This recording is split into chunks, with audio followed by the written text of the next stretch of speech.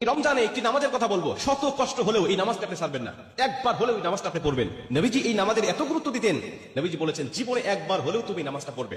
এই হাদিসটি ইবনে মাজাহ শরীফের, তিরমিজি শরীফের এবং আবু দাউদ শরীফের 1297 নম্বর হাদিসের মধ্যে হাদিসটা বর্ণনা হয়েছে এই নামাজের কথা। নবীজি তার চাচা আব্বাস রাদিয়াল্লাহু তাআলা আনহুকে ডাক দিয়ে বলেন, চাচা আমি আপনাকে এমন একটি নামাজের কথা বলছি, এই নামাজটা আপনি প্রতিদিন একবার হলেও আপনি আদায় করবেন। চাচা যদি প্রতিদিন সম্ভব না হয়, অন্তত সপ্তাহে একবার হলেও আপনি নামাজটা পড়বেন। যদি সপ্তাহে সম্ভব না হয়, তাহলে আপনি মাসে অন্তত একবার এই নামাজটা আদায় করবেন।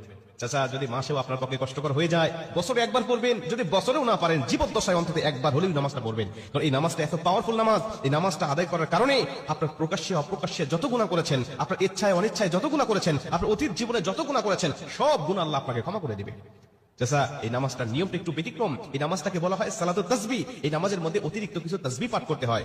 সুবহানাল্লাহ, আলহামদুলিল্লাহ, লা ইলাহা ইল্লাল্লাহ, আল্লাহু আকবার। এই চারটা তাসবিহ একত্রিত করে সুবহানাল্লাহি ওয়াল হামদুলিল্লাহি ওয়া লা ইলাহা ইল্লাল্লাহু আল্লাহু আকবার, এই তাসবিহগুলো, এই বাক্যগুলো এখানে পাঠ করতে হয়।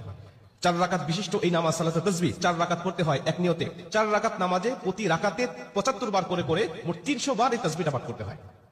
সুবহানাল্লাহি ওয়াল হামদুলিল্লাহি ওয়া লা ইলাহা ইল্লাল্লাহু আল্লাহু আকবার, এই তাসবিহটা, এই দোয়াটা 75 বার করে করে প্রতি 4 রাকাতে মোট 300 বার করে আপনি পাঠ করবেন। কি নিয়মে পাঠ করবেন আমি আপনাকে নিয়মটা শেখাচ্ছি।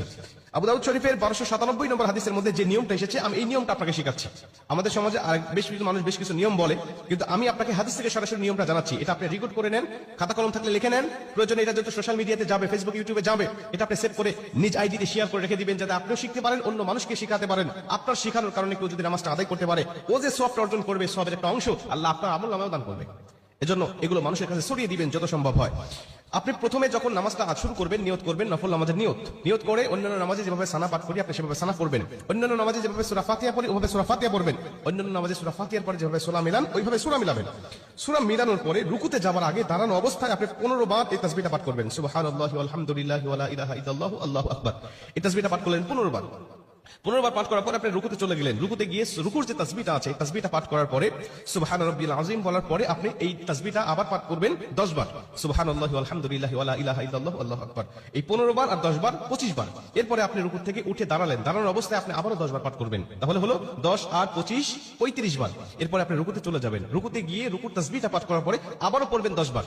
এই হলো 35 আর 10 45 বার। এরপরে আপনি রুকু থেকে আবার উঠে বসে পড়লেন। বসার পরে আপনি আবার পড়বেন 10 বার। 45 আর 10 55 বার। এরপরে আপনি আবার রুকুতে চলে যাবেন। রুকুতে গিয়ে রুকুর তাসবিহ পাঠ করার পরে আবার পড়বেন 10 বার। এই হলো 10 আর 55 65 বার। এরপরে